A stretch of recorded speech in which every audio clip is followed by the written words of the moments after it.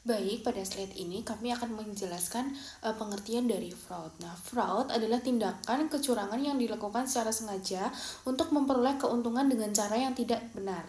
Nah, fraud ini dapat dilakukan oleh satu orang maupun bersama-sama dengan pihak lain. Nah, caranya itu juga bermacam-macam, misalnya melalui manipulasi dokumen, terus penyembunyian informasi, penyalahgunaan jabatan, atau penyalahgunaan kepercayaan yang telah diberikan.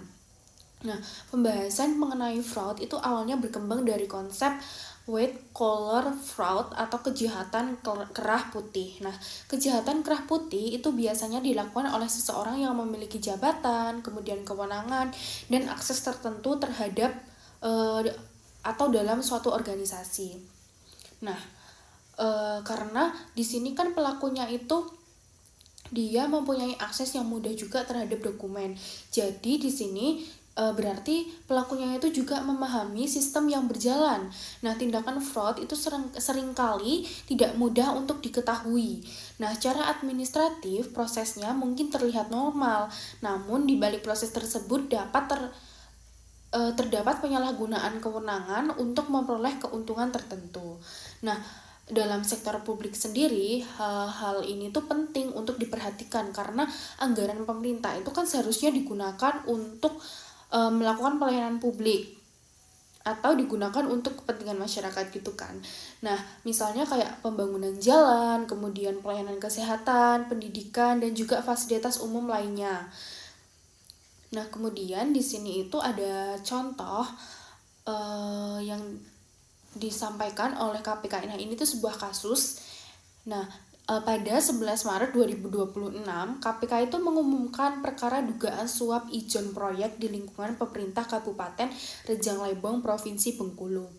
Nah, ijon proyek itu kan proyek adanya permintaan atau kesepakatan pemberian fee sebelum proyek sepenuhnya berjalan. Nah, jadi sebelum proyek dilaksanakan secara maksimal untuk kepentingan masyarakat, sudah ada dugaan permintaan bagian tertentu dari nilai proyek untuk diberikan kepada pihak tertentu. Nah, berdasarkan penjelasan KPK, itu perkara tersebut bermula dari pertemuan di rumah dinas bupati. Nah, dalam pertemuan itu dilakukan pembahasan mengenai permintaan fee untuk proyek pekerjaan fisik pada dinas terkait. Nah, tadi ada dinas Rejang Lebong, Provinsi Bengkulu. Nah, besaran fee yang diduga diminta itu sebesar 10-15% dari nilai proyeknya. Nah, KPK juga menjelaskan bahwa terdapat kesepakatan antara pihak pemerintah daerah dan 3 pihak swasta. Dari kesepakatan tersebut, fee ijon proyek yang diduga telah diterima itu sebesar 980 juta rupiah. Jumlah tersebut itu berasal dari 3 pihak swasta. Yang pertama yaitu sebesar 400 juta rupiah, yang kedua 330 juta rupiah, dan yang ketiga itu 250 juta rupiah. Nah, ketika melakukan kegiatan tangkap tangan, KPK itu mengamankan uang tunai sebesar 756,8 juta rupiah. Nah, selain uang tunai itu KPK juga mengamankan sebuah dokumen dan barang bukti elektronik. Nah, dalam pemeriksaan lebih lanjut, KPK juga menemukan dugaan penerimaan lainnya dengan modus permintaan fee proyek kepada sejumlah rekanan. Nah, nilainya itu mencapai 775 juta rupiah. Nah, dalam perkara ini, KPK menetapkan 5 orang sebagai tersangka, yaitu ada seorang bupati, seorang kepala dinas, dan 3 pihak swasta. Nah, dari contoh ini itu kita bisa memahami bahwa fraud dalam sektor publik itu tidak selalu berbentuk pengambilan uang secara langsung dari kas negara. Tapi fraud itu juga dapat terjadi melalui penyalahgunaan jabatan dan kewenangan dalam proses penentuan proyek. Nah, apabila sebagian nilai proyek itu harus digunakan untuk membayar fee, maka anggaran yang seharusnya digunakan secara maksimal untuk pembangunan itu kan dapat berkurang. Akibatnya, kualitas pembangunan yang diterima oleh masyarakat nantinya juga akan berisiko tidak maksimal. Nah, di sini juga dapat disimpulkan bahwa fraud itu merupakan tindakan kecurangan yang dilakukan secara sengaja untuk memperoleh keuntungan dengan cara yang tidak benar. Fraud itu juga dapat dilakukan tersembunyi di balik dokumen, prosedur, atau keputusan administratif yang sekilas itu terlihat normal. Nah, seperti itu. Baik, pada slide ini kami akan menjelaskan mengenai unsur dari fraud. Nah, bagian ini tuh penting untuk diketahui karena enggak semua kejadian itu dia mengarah kepada fraud. Nah, ada 4 unsur utama yang perlu diperhatikan. Yang pertama adalah kesengajaan. Nah, artinya di sini pelaku itu sebenarnya mengetahui kalau tindakannya itu salah, tetapi tetap melakukan kecurangan atau fraud tersebut. Nah, jadi tindakan tersebut itu bukan terjadi secara tidak sengaja atau diakibatkan kurangnya teliti. Nah, sebagai contoh misalnya ada seorang pegawai nih yang melakukan kesalahan dalam pengetikan nilai pada dokumen anggaran.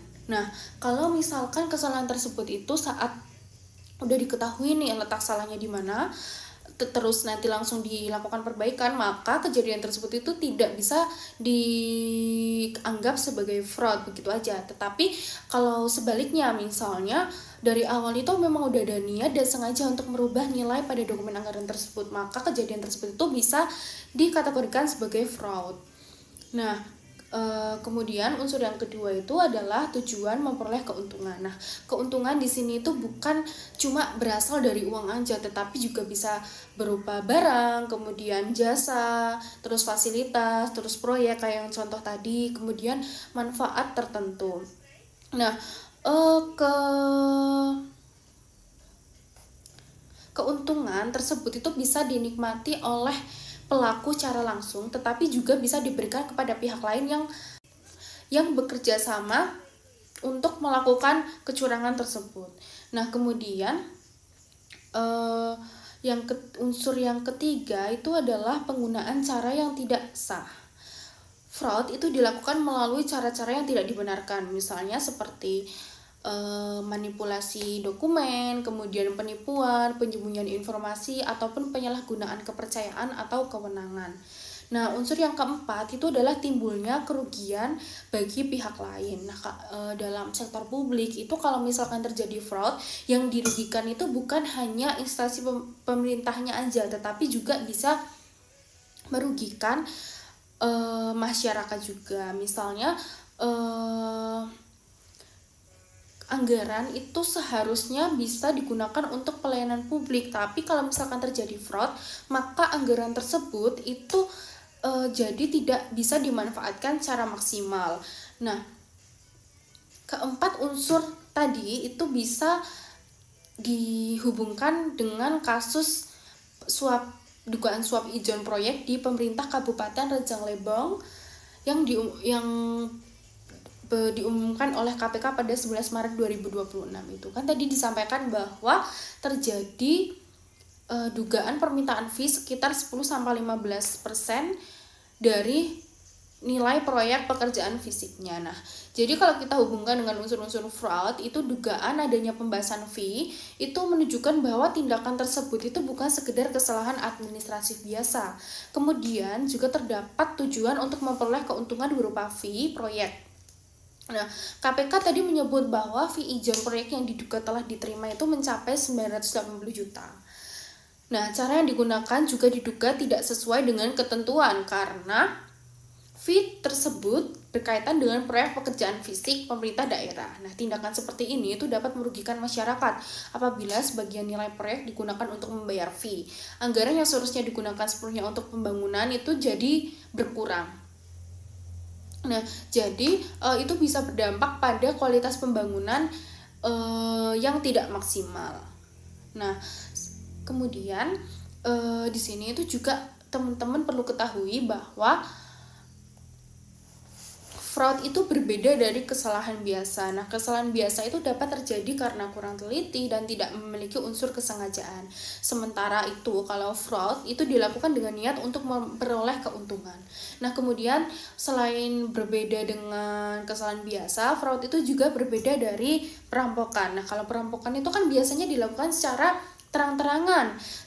Terus juga dapat disertai ancaman atau kekerasan. Nah, sebaliknya kalau fraud itu dia sering dilakukan secara tersembunyi, misalnya melalui manipulasi dokumen, penyalahgunaan jabatan, atau penyalahgunaan kepercayaan. Nah, karena dilakukan secara tersembunyi, maka fraud itu tidak mudah untuk diketahui hanya dengan melihat dokumen secara sekilas aja. Nah, yang selanjutnya itu ada konsep dari fraud. Nah, itu tuh ada 4. Yang pertama adalah fraud tree atau peta kecurangan. Nah, fraud tree itu merupakan peta yang digunakan untuk mengelompokkan berbagai jenis fraud berdasarkan bentuk tindakannya. Nah, konsep ini disebut sebagai fraud tree karena bentuknya dapat digambarkan seperti sebuah pohon. Nah, ini ada gambar di bawah ini. Dia itu memiliki 3 cabang utama di pohon itu, yaitu korupsi, penyalahgunaan aset, dan kecurangan laporan keuangan. Nah, cabang yang pertama itu adalah korupsi. Korupsi merupakan penyalahgunaan jabatan atau kewenangan untuk memperoleh keuntungan tertentu. Contohnya itu seperti suap, pemberian fee proyek, kemudian konflik kepentingan, ataupun penggunaan jabatan untuk menguntungkan pihak tertentu. Nah, di sini bisa dikaitkan sama kasus yang dugaan suap izin proyek di pemerintah Kabupaten Rajang Lebon. Itu berarti dia masuknya ke kategori yang korupsi ini. Nah, tadi kan terdapat dugaan pemerintah fee sekitar 10-15% dari nilai proyek pekerjaan fisik. Jadi kewenangan yang seharusnya digunakan untuk mengelola proyek bagi kepentingan masyarakat diduga dimanfaatkan untuk memperoleh keuntungan tertentu. Nah, cabang yang kedua itu ada penyalahgunaan aset. Penyalahgunaan aset terjadi ketika seseorang itu mengambil atau menggunakan aset organisasi secara tidak sah. Aset yang dimaksud itu tidak hanya berupa uang, aset juga dapat berupa barang, kendaraan dinas, perlengkapan kantor, atau fasilitas milik instansi. Contohnya adalah menggunakan kendaraan dinas secara berlebihan untuk kepentingan pribadi, membuat klaim perjalanan dinas fiktif, atau mengambil uang kas organisasi tanpa izin. Nah, kemarin itu pas lebaran itu sempat viral di media bahwa ada seorang orang yang bekerja di instansi pemerintah itu menggunakan mobil dinas untuk kepentingan pribadi. Nah, itu terjadi di Kabupaten Temanggung. Nah, kemudian yang ketiga itu adalah kecurangan laporan keuangan. Kecurangan laporan keuangan itu terjadi ketika seseorang dengan sengaja mengubah atau memanipulasi laporan agar kondisi yang ditampilkan itu tidak sesuai dengan keadaan sebenarnya. Nah, contohnya itu bisa dilakukan melalui menaikkan nilai pengeluaran, menyembunyikan transaksi tertentu, atau mencatat kegiatan yang sebenarnya tidak pernah dilakukan atau pencatatan fiktif. Nah, di sini itu juga ada tabel yang berasal dari data terbaru dari Survei Fraud Indonesia tahun 2025 yang menunjukkan bahwa korupsi masih menjadi bentuk occupational fraud yang paling sering terjadi di Indonesia, yaitu sebesar 47,6%. Kemudian diikuti dengan penyalahgunaan aset dengan persentase 40,2%. Kemudian yang ketiga itu ada kecurangan laporan keuangan dengan persentase 12,2%. Nah, occupational fraud itu dapat dipahami sebagai kecurangan yang dilakukan oleh seseorang dengan memanfaatkan pekerjaan, jabatan, atau akses yang dimilikinya dalam suatu organisasi. Nah, dari data tersebut kita dapat melihat nih bahwa korupsi masih menjadi masalah yang paling dominan di Indonesia. Kita juga sering banget diberitakan melalui media bahwa setiap tahun itu terus terjadi korupsi ini. Nah, biasanya kayak dalam 1 tahun juga banyak korupsi yang terjadi di Indonesia ini. Nah, kemudian selain korupsi, itu penyalahgunaan aset itu juga perlu mendapat perhatian karena persentasenya juga tergolong cukup tinggi. Nah, sementara itu meskipun kecurangan laporan keuangan memiliki persentase yang paling bawah atau kecil, tapi tindakan tersebut itu juga tetap berbahaya karena dapat menyembunyikan kondisi yang sebenarnya dan menyulitkan proses audit atau proses pengawasan nantinya. Nah, Jadi fraud tree itu membantu kita memahami bahwa fraud tidak hanya berbentuk korupsi. Nah, tapi fraud itu juga dapat terjadi melalui penyalahgunaan aset dan manipulasi laporan keuangan. Yang konsep kedua itu ada fraud triangle atau segitiga fraud. Nah, fraud triangle itu adalah konsep yang menjelaskan 3 faktor utama yang dapat mendorong seseorang itu bisa melakukan fraud. Nah, 3 faktor tersebut itu adalah tekanan, kesempatan, dan rasionalisasi. Nah, faktor yang pertama itu adalah tekanan. Tekanan merupakan kondisi atau masalah yang dirasakan oleh seseorang sehingga mendorongnya untuk melakukan tindakan yang tidak benar. Nah, tekanan ini itu bisa berasal dari berbagai hal. Misalnya, seseorang itu mengalami kesulitan keuangan, kemudian adanya hutang yang harus cepat-cepat dibayar, kemudian kebutuhan keluarga yang semakin hari semakin meningkat, gaya hidup yang tinggi, kemudian juga bisa disebabkan oleh adanya tuntutan pekerjaan ataupun keinginan untuk memperoleh keuntungan yang lebih besar. Nah, namun di sini perlu dipahami bahwa tidak semua orang yang mengalami tekanan itu pasti melakukan fraud. Nah, tekanan itu hanya menjadi salah satu faktor yang mendorong seseorang untuk melakukan kecurangan atau fraud, terutama apabila faktor tersebut itu bertemu dengan kesempatan dan juga pembenaran diri. Nah, faktor yang kedua itu adalah kesempatan. Kesempatan muncul ketika terdapat celah dalam sistem atau pengawasan. Contohnya pengawasan yang lemah. Nah, kalau misalkan kontrol internal lemah, itu kan kayak semakin gampang untuk seseorang itu melakukan sebuah kecurangan. Kemudian audit yang jarang dilakukan. Nah, itu kalau misalkan dalam sebuah pembuatan dokumen anggaran nih jarang dicek, maka yang membuat itu kan kayak ya udah deh paling nggak dicek, jadi aku aman nih kalau misalkan melakukan manipulasi pada angkanya. Nah, kemudian adanya pembagian tugas yang tidak jelas atau satu orang yang mengendalikan terlalu banyak proses. Misalnya kayak dalam pembuatan dokumen anggaran itu menjadi satu, kayak orang yang bagian yang melakukan pengadaan, terus melakukan penganggaran tersebut sampai nanti ke tahap pengecekan itu juga dilakukan oleh satu bagian aja misalnya. Nah, itu kan akan memudahkan untuk melakukan fraud karena 3 tahap itu dilakukan oleh satu bagian aja. Nah, kemudian kesempatan itu juga dapat muncul ketika seseorang memiliki akses yang terlalu luas terhadap anggaran, dokumen, atau proses pengambilan keputusan. Misalnya kayak tadi, karena tidak ada pembagian tugas yang jelas, 3 proses dilakukan satu orang itu akan kesempatannya itu jadi lebih tinggi. Nah, kemudian dalam kondisi seperti ini, pelaku merasa bahwa tindakannya itu sulit diketahui dan tidak akan terdeteksi.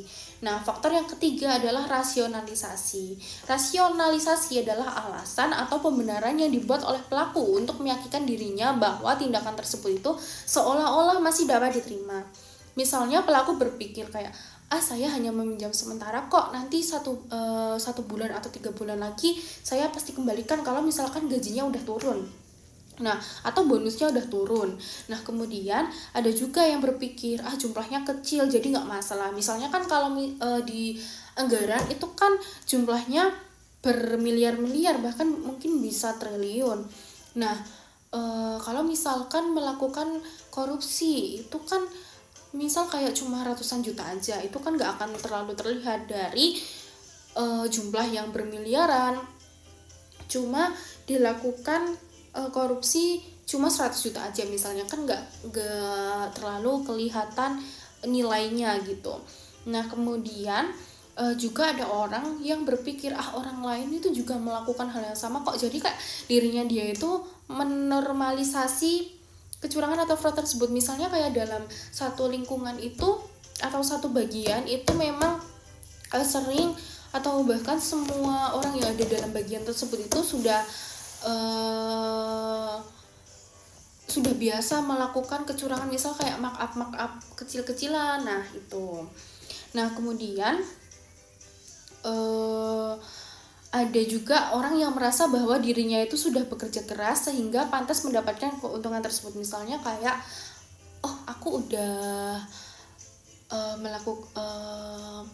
berkontribusi secara maksimal nih ke instansi pemerintah ini, jadinya kayak saya aman nih kalau misalkan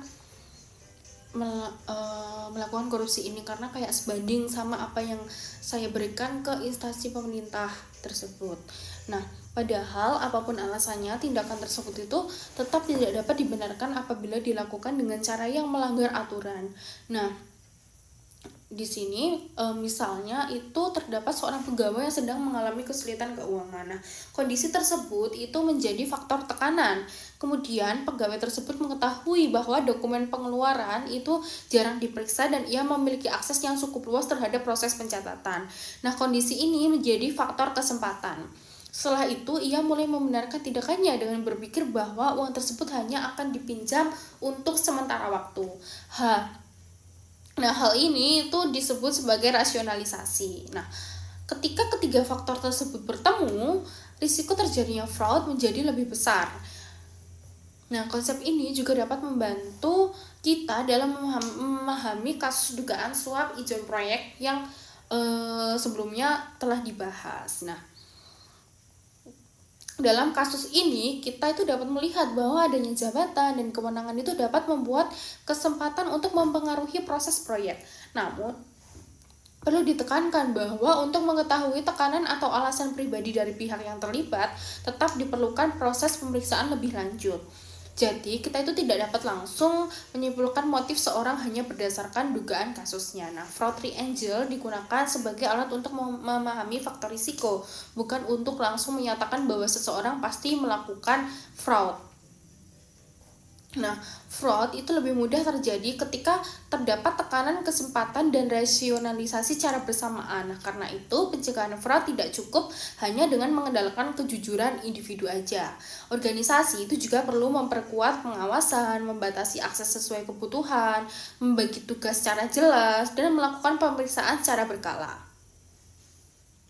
Baik, selanjutnya yaitu saya akan menjelaskan yang bagian ketiga yaitu fraud detection atau pendeteksian fraud. Nah, fraud pendeteksian adalah cara yang digunakan untuk menemukan adanya kecurangan dalam suatu organisasi ataupun instansi. Jadi tujuan utamanya itu adalah agar kerugian yang ditimbulkan tidak semakin besar dan pelaku dapat segera diketahui. Jadi semakin cepat fraud itu ditemukan, maka semakin kecil dampak kerugian yang akan ditimbulkan bagi organisasi ataupun instansi. Jadi di sini ada beberapa metode yang dapat digunakan untuk mendeteksi fraud. Nah, metode yang paling efektif adalah laporan atau informasi dari karyawan karena mereka ini kan biasanya mengetahui kondisi di dalam organisasi langsung kan, yang langsung bekerja dari organisasi tersebut. Jadi itu metode yang paling efektif. Nah, selain itu ada juga fraud itu juga dapat ditemukan melalui audit internal, audit eksternal, review manajemen, pemeriksaan dokumen, dan kegiatan monitoring. Jadi semua metode ini tuh bertujuan untuk menemukan indikasi kecurangan sedini mungkin. Nah, kenapa sih laporan sangat penting? Laporan ini tuh dianggap sangat penting karena pelaku fraud itu kan seringkali duluan mengetahui cara menghindari sistem pengawasan yang ada kan. Nah, oleh karena itu, orang-orang yang bekerja di dalam organisasi tadi yang biasanya lebih cepat mengetahui adanya kejanggalan, nah ini tuh mendukung hal tersebut. Jadi banyak organisasi itu menerapkan informasi dari karyawannya langsung atau with let's lower system, yaitu sistem yang pelaporan itu yang memungkinkan seseorang melaporkan dugaan fraud secara aman, bahkan tanpa menyebut entitasnya. Yang keempat yaitu red flags atau tanda bahaya. Nah, tanda bahaya ini tuh adalah tanda-tanda atau gejala yang menunjukkan kemungkinan adanya si fraud tadi. Namun, si red flags ini tuh bukan bukti bahwa seseorang pasti melakukan fraud, tapi hanya menjadi peringatan awal yang harus diteliti lebih lanjut oleh auditor ataupun pihak yang berwenang. Jadi ada beberapa contoh red flags antara lain itu gaya hidup yang terlalu mewah dan tidak sesuai dengan penghasilan. Jadi kalau misalnya tiba-tiba mereka seorang pekerja kantor, organisasi, atau apapun itu yang tiba-tiba gaya hidup itu mewah, membeli tas branded dan lain-lain, nah itu tuh perlu dicurigai, itu tanda-tanda terjadinya kecurangan, apalagi penghasilannya itu tidak sesuai dengan gaya hidup dia. Baru sering mengalami masalah keuangan, merasa tidak puas dengan gaji dan kompensasi yang diterima, itu juga bisa muncul terjadinya fraud, memiliki hubungan terlalu dekat dengan pihak luar, serta menunjukkan perilaku yang tidak jujur atau mencurigakan. Jadi tanda-tanda itu perlu diperhatikan karena dapat menjadi petunjuk adanya kecurangan. Kalau kita membahas tentang perbedaan antara fraud detection dan red flags, nah kalau fraud detection dan red flags ini tuh pasti memiliki fungsi yang berbeda. Kalau fraud detection tadi itu adalah cara atau metode untuk menemukan si fraudnya. Sedangkan si red flags tadi itu adalah tanda-tanda awal yang menunjukkan kemungkinan adanya fraud. Dengan kata lainnya itu, si red flag sini tuh petunjuk yang mengarahkan kita untuk melakukan si fraud detection. Nah, contohnya ya, contoh sederhananya itu jika seseorang pegawai tiba-tiba memiliki mobil mewah, padahal gajinya tuh cuman biasa UMR gitu kan. Nah, itu tuh merupakan red flags. Setelah itu, auditor melakukan pemeriksaan melalui apa? Bisa rekening, dokumen, transaksi, keuangan. Jadi prosesnya pemeriksaan ini itu tadi yang melalui uh, rekening, dokumen, dan transaksi keuangan ini tuh disebut sebagai fraud detection.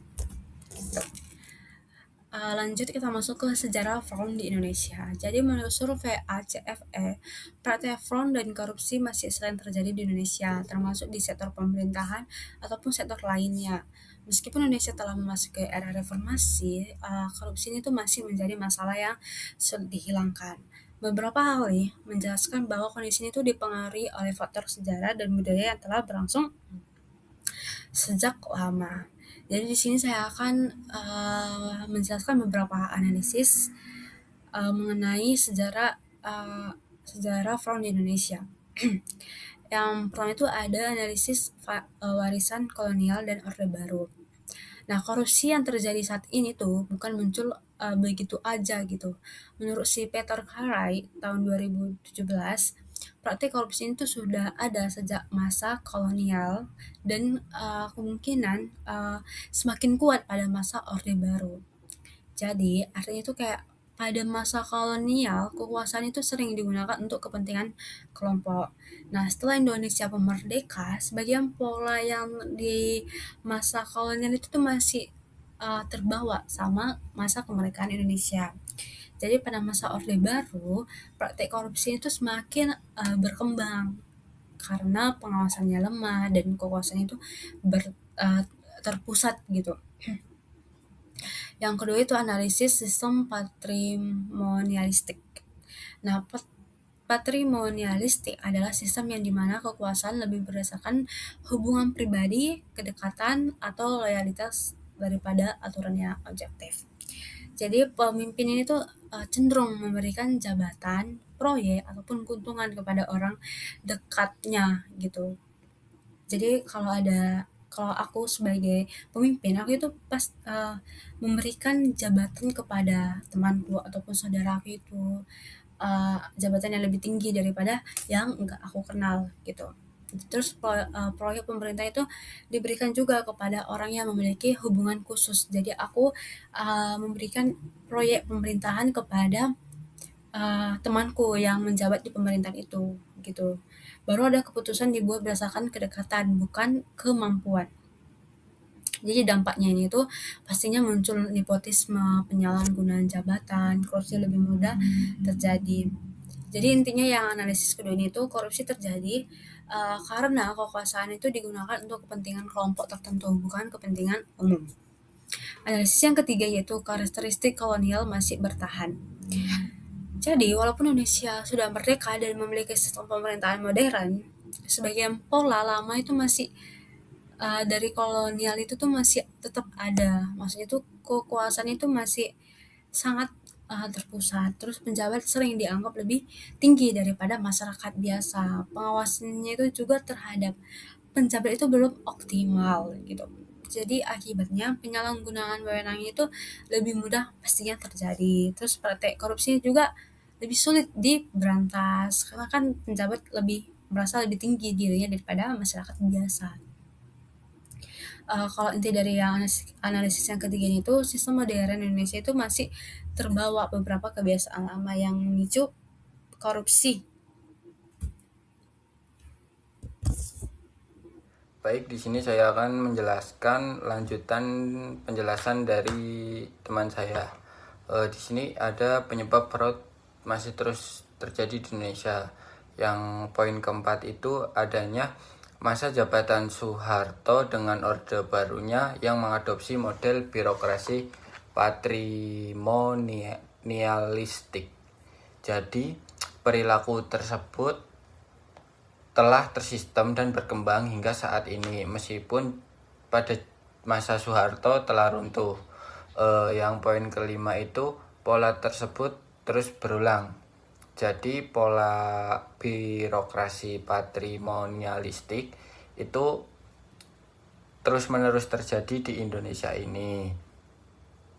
Meskipun reformasi yang mampu menghasilkan pimpinan dan masyarakat yang baru, memerangi praktik penyimpangan dan berbagai pendekatan, masih gagal untuk membentuk suatu model birokrasi yang berbeda dengan Orde Baru. Yang keenam itu ada belum menganggap korupsi sebagai sinyal krisis. Itu menurut Pradipyo pada tahun 2017. Jadi pemerintah maupun masyarakat di Indonesia berakibat fatal atau dapat meninggalkan efek jera bagi para pelakunya.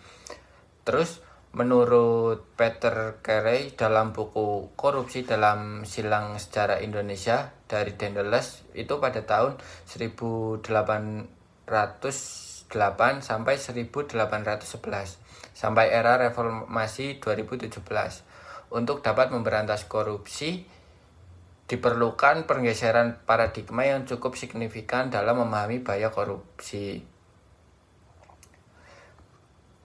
Baik, materi yang selanjutnya ada fraud, waste, dan abuse. Setelah mungkin tadi fraud sudah dijelaskan dengan teman saya ya. Di sini saya akan menjelaskan tentang waste. Waste yaitu pengeluaran, konsumsi, salah kelola, penghaburan sumber daya secara tidak bertanggung jawab yang merugikan atau berpotensi merugikan pemerintah. Waste juga termasuk biaya yang tidak diperlukan karena praktik, sistem, atau pengelolaan yang tidak efisien dan efektif. Waste lazimnya tidak berakhir pada tuduhan atau dakwaan terjadinya fraud, namun tuduhan atau dakwaan tersebut bisa saja terjadi. Jadi, melalui definisi tersebut, waste belum tentu merupakan sebuah fraud, namun masih memungkinkan munculnya tuduhan atau dakwaan. Apabila dalam pemeriksaan tuduhan dan dakwaan tersebut ditemukan unsur kesengajaan praktik kecurangan, maka waste akan menjadi praktik fraud atau korupsi. Terus materi selanjutnya ada abuse. Abuse atau penyimpangan ini atau penyalahgunaan ini menurut Tuana Kota pada tahun 2013 menjelaskan definisi abuse melalui 4 bagian. Yang pertama adanya penggunaan sumber daya secara berlebihan, di mana penggunaan sumber daya tersebut tidak sesuai dengan ketentuan perundangan yang berlaku. Yang kedua, adanya tindakan perusakan, pengalihan, manipulasi, penerapan yang tidak tepat dengan sengaja terhadap sumber daya negara yang dikelola oleh pemerintah. Yang ketiga, adanya penggunaan secara berlebihan sehingga menyebabkan timbulnya penyalahgunaan wewenang. Yang keempat dan yang terakhir, seperti halnya waste, abuse juga tidak secara langsung mengarah pada suatu bentuk tuduhan atau dakwa. dugaan dilakukannya korupsi. Namun tuduhan dan dakwaan tersebut dapat terjadi apabila dibuktikan terdapat unsur kesengajaan, maka merupakan praktik fraud. Baik, sekian presentasi dari kelompok 8. Bila ada kesalahan kata dan kurangnya penjelasan, sekian, terima kasih. Wassalamualaikum warahmatullahi wabarakatuh.